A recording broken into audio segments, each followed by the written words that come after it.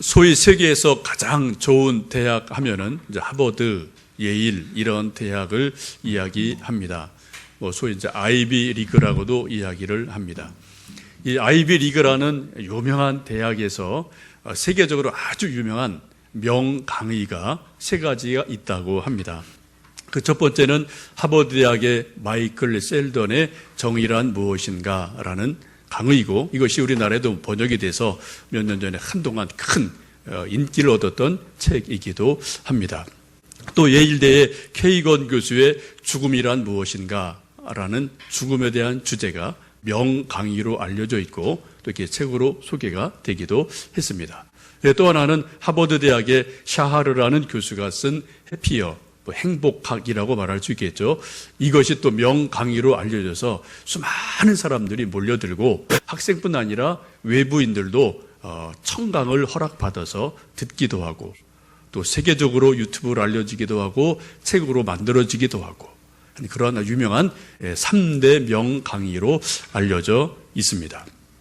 이 소위 유명한 대학의 유명한 교수의 세 특강의 주제가 뭐냐? 정의, 죽음, 행복, 이 세 가지인 것을 볼 수가 있습니다. 어쩌면 이런 많은 사람이 호응하는 것은 이런 정의, 죽음, 행복, 이것은 우리 개개인에게도 나라가 다르고 형편이 달라도 다 우리가 고민하는 그런 문제들이기에 수많은 사람이 이런 강의에 열광을 하고 또 이렇게 좀 책들이 나오고 하는 것을 볼 수가 있겠습니다. 그렇게 저는 오늘 행복학을 쓴 샤하르 교수라는 분을 잠깐 소개하고 싶습니다. 이분은 유태인이고요. 아주 잘생겼죠. 공부도 잘합니다. 하버드 나왔습니다. 하버드 교수입니다. 운동도 아주 잘하는 선수이기도 합니다. 이게 빠질 게 없어요. 근데 이 사람이 학창시절에, 젊은 시절에 고민이 아주 많았습니다. 자기처럼 잘생기고 운동도 잘하고 하버드를 다니는데도 자기 마음속에 행복이 하나도 없는 거예요. 행복을 전혀 느끼지를 못했습니다. 이해가 안 되죠? 우리 같으면 배부른 소리, 무슨 소리라고 말하겠죠? 근데 본인의 그 실존적인 고민인 거예요. 정말 남들 보기에는 그 중에 하나만 있어도 좋겠는데 자기는 진짜 마음속에 행복이 전혀 없는 거예요. 갈등이 많은 거예요. 그래서 이 사람이 도대체 행복이 뭐냐? 뭘 하면 행복할까? 어떻게 하면 행복할까? 그런 고민을 아주 심각하게 공부하고 고민을 하면서 행복학이라는 그러한 것을 이제 만들어 가기를 시작하고 결국은 교수가 됐고 그런 차원에서 강의를 하고 있습니다. 자기 고민이 있기 때문에 수많은 사람이 공감을 하고 그 강의에 열광을 하는 거예요.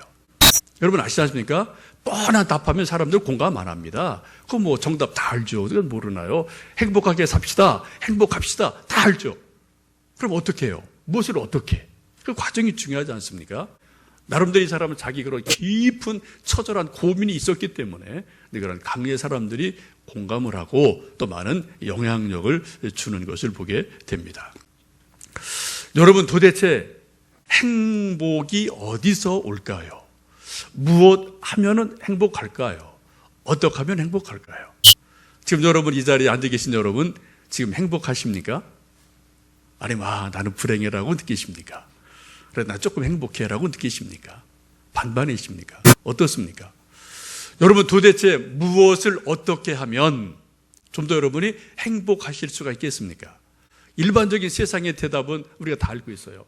돈이 조금만 더 있으면, 건강이 조금만 더 건강하면, 나에게 조금만 빽이 더 있으면, 권력이 있으면, 조금 더 늠름한 남편, 조금 더 이쁜 아내가 있으면, 우리 아들딸이 공부 조금만 더 잘했으면 그게 우리 행복의 아주 소박한 어쩌면 바람인지도 모르겠습니다.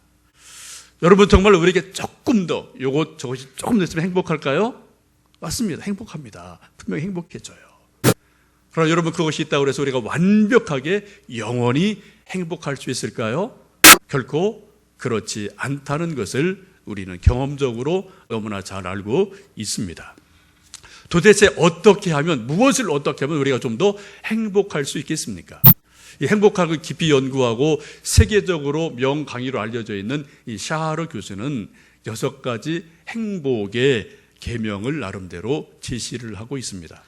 첫 번째는 인간적인 감정을 인정해라, 수용해라. 이게 행복의 첫 걸음이다라고 말을 합니다. 지금 여러분 감정적으로 평안하십니까? 안정적이십니까? 아니면 좀 뭐가 우울하거나 짜증나는 일이 혹 있지 않으십니까? 여러분 지금 감정이 어떠세요? 감정 있는 그대로 인정해라. 그것이 그대로 수용해라. 거기서부터 행복이 시작된다라고 이분은 이야기를 합니다. 하나님이 우리를 인간을 만드실 때 하나님의 형상대로 만드셨고요. 그게 중요한 한 포인트가 감정을 우리에게 주셨어요. 감정이 우리 하나님이 주신 선물입니다. 우리가 감정이 늘 아는 것처럼 행복하고 밝을 때도 있지만 때로는 어두울 때가 있어요. 우울할 때 있습니다. 짜증날 때 있습니다. 또 우리가 불행하다고 느낄 수가 있죠. 근데 정말 행복은 우리에게 시시각각으로 변화되는 수많은 감정을 있는 그대로 인정하는 것, 있는 그대로 수용하는 것, 이것이 행복의 첫 걸음이다라고 말을 합니다. 여러분의 감정을 있는 그대로 인정하세요. 수용하십시오. 나쁜 거 아니에요. 우리가 잘 아는 모나리자의 미소, 그 그림을 여러분 너무나 잘 아십니다. 그 그림이 얼마나 행복할까요? 심리학자, 과학자, 의사들이 여러 가지로 다중으로 연구한 모나리자 미소의 법칙이라는 책을 보면 그 모나리자도 최소한 17%는 우울하다. 뭔가 걱정이 있다.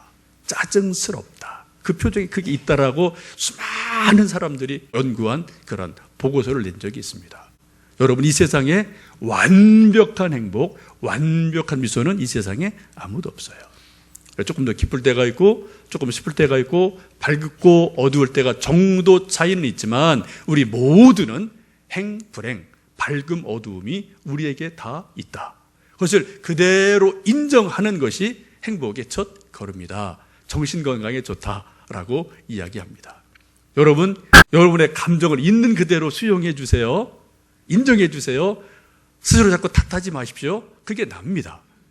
하나님이 우리 그렇게 만들어 놓으셨어요. 물론 우리가 기도하고 애를 쓰면 조금 더 밝은 쪽으로 나가는 것은 우리의 몫입니다만 우리에게 끊임없는 감정의 변화 있는 것을 인정하는 것 아주 중요한 일임에 틀림이 없습니다. 두 번째는 행복은 즐거움과 의미가 만나는 곳에 있다라고 말을 합니다. 우리가 일하다 보면 억지로 일할 때가 있거든요. 힘들어서. 근데 그렇게 억지로 일하지 말고 어차피 할 일이면 즐거움으로 해라. 그리고 거기에 의미를 좀 찾아봐라. 의미를 부여해라 라고 말을 합니다. 예컨대 우리 남편들이 하루 종일 직장에서 피곤하게 일하다가 집에 왔습니다. 근데 설거지할 상황이 가끔 있거든요. 근데 어떻습니까 여러분? 정말 기쁜 마음으로 팔 걷어붙이고 설거지 하십니까? 콧노래 부르며 설거지 하십니까? 아니요. 저도 가끔 그런 상황이 있거든요. 입이 이만큼 나와서 설거지합니다. 툴툴거리고 뭐 소리 들으라고 그냥 탁탁 놓으면서 설거지하거든요. 행복하지 않거든요. 듣는 사람 불안하거든요. 여러분, 이왕 어차피 할 일이면은 즐거움으로 하세요. 의미를 부여서 하세요. 왜요? 아, 나 때문에 그래도 피곤한 아내가 조금 숨을 쉬는구나. 가족의 평화가 오겠구나. 이렇게 생각하시고 하시면은 여러분, 거기에서 바로 행복이 시작될 줄로 믿습니다. 세 번째는 행복은 사회적인 지위나 은행 잔고에 있지 않고 마음가짐에 있다라고 이야기를 합니다.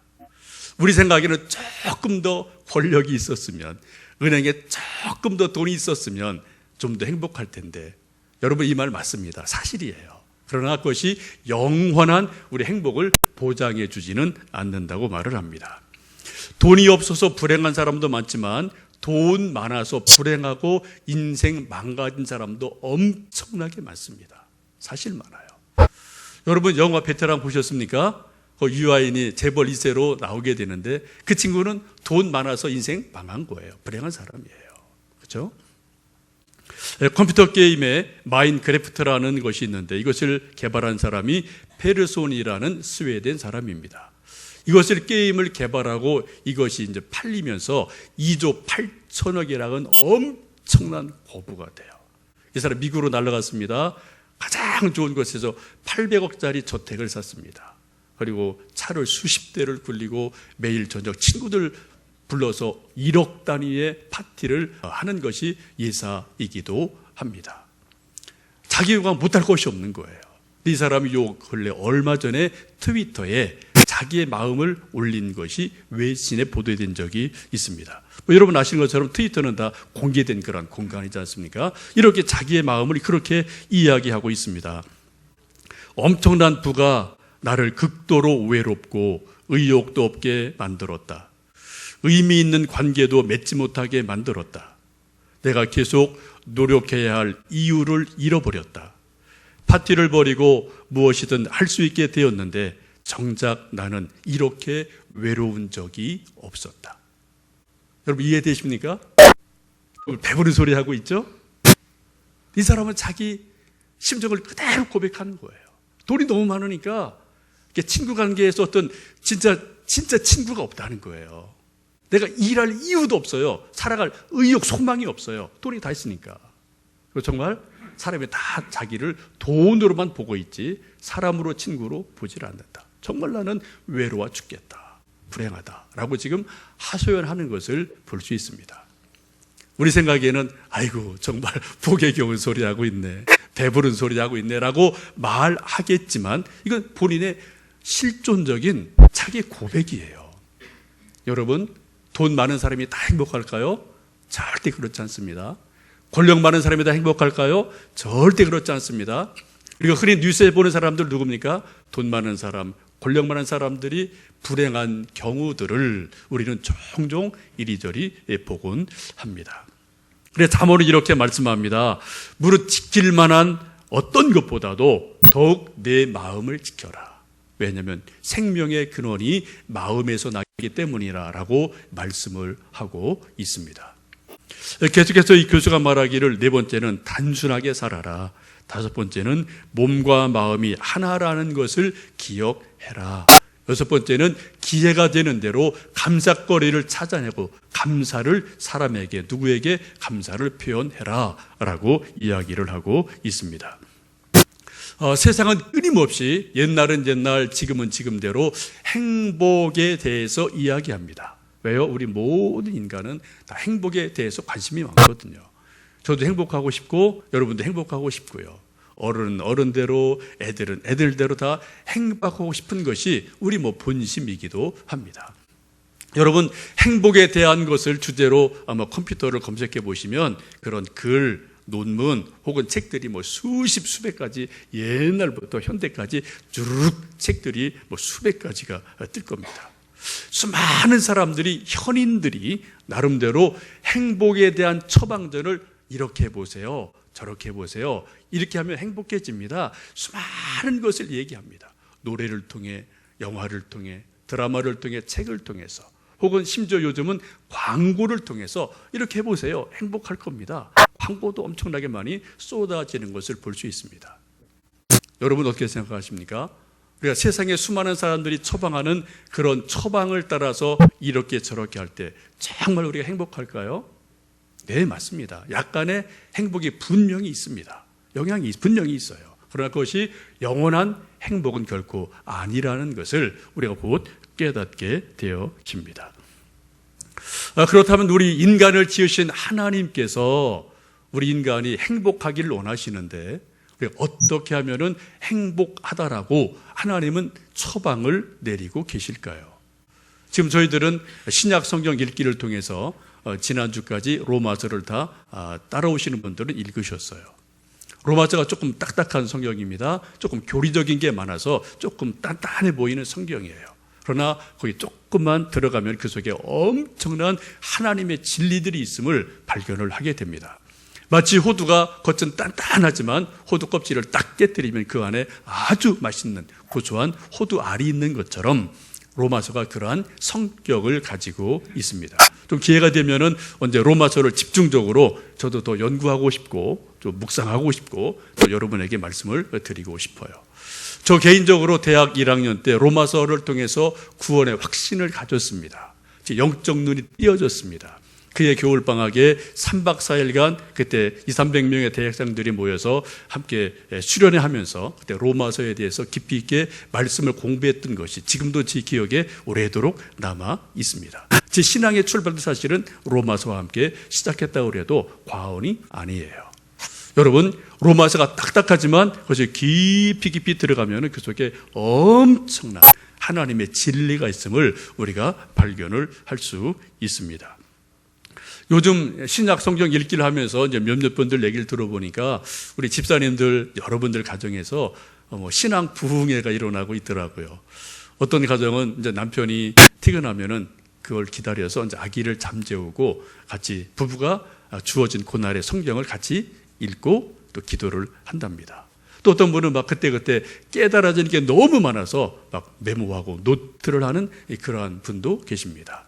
어떤 분은 이게 또 이제 같이 읽기가 조금 길 때도 있으니까 서로 돌아가면서 이렇게 읽고 돌아가면서 읽기도 하는 그러한 가정도 있다는 이야기도 들었습니다.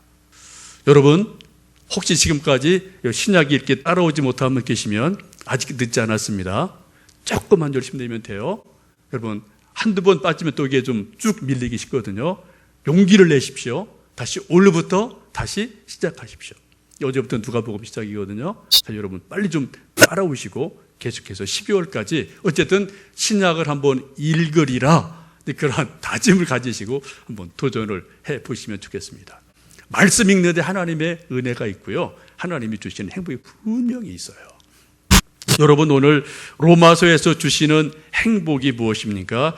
로마서도 딱딱해 보이는데 인간의 행복에 대해서 말씀을 하고 계셔요. 4장 6절 8절 말씀을 현대인 성경은 이렇게 말씀을 합니다. 이처럼 공로가 없어도 하나님이 의롭다고 인정해 주는 사람의 행복에 대해서 다윗이 이렇게 말하고 있습니다. 잘못을 용서받고 하나님이 죄를 덮어주신 사람은 행복하다. 주께서 그 죄를 인정하지 않는 사람은 행복하다. 지금 다윗이 고백합니다. 사도 바울이 고백을 합니다. 어떤 사람이 행복하다고요? 하나님께 의롭다고 인정함 받은 사람은 행복하다. 죄 용서받은 사람은 정말로 행복한 사람이다 라고 성경은 말씀하고 있습니다. 누가 행복하다고요? 돈 많은 사람, 권력 많은 사람 나름대로 행복할 수 있어요. 그러나 근원적인 행복은 죄 용서함 받은 사람, 하나님께 의롭다고 인정함 받은 사람, 그 사람이 행복한 사람이라고 성경은 분명하게 말씀을 합니다. 이 말씀은 구약 성경 시편 32편의 말씀을 사울이 다시 새롭게 인용을 하고 말씀한 부분입니다. 시편 32편은 다윗의 일생 가운데 가장 힘들 때, 고통스러울 때 썼던 시편 중에 하나입니다. 그 배경이 이런 거죠. 다윗이 밧세바를 탐해서 그 남편 충신 우리아를 전쟁터로 내몰고 죽게 만듭니다. 그리고 밧세바를 취합니다. 자기 뜻대로 됐어요. 기쁨이 있었을 거예요. 잠깐 동안 행복했을 겁니다. 아름다운 여인을 만났기 때문에. 곧이어서 하나님께서 선지자 나단을 보냅니다. 그리고 그의 죄를 지적을 하십니다. 그리고 그의 양심에 찔림을 받고 그때부터 그 집에 다윗에게 엄청난 후폭풍들이 몰아오게 돼요. 아들이 죽습니다. 아들, 딸 간에, 아들 간에 고륙 상쟁이 일어나는 피 비린내를 다윗이 맡게 됩니다. 그러면서 죄로 인해서 엄청난 아픔을 그가 겪으면서 하나님 앞에 드리는 그러한 기도가 바로 시편 32편이기도 합니다. 이 죄책감이 얼마나 무겁고 힘들었는지 시편 32편 2절 3절에 이렇게 다윗이 토로합니다. 종일 신음함으로 내 뼈가 쇠하였나이다. 주의 손이 나를 누르시오니 내 진액이 빠져서 여름 가뭄에 마름같이 되었나이다.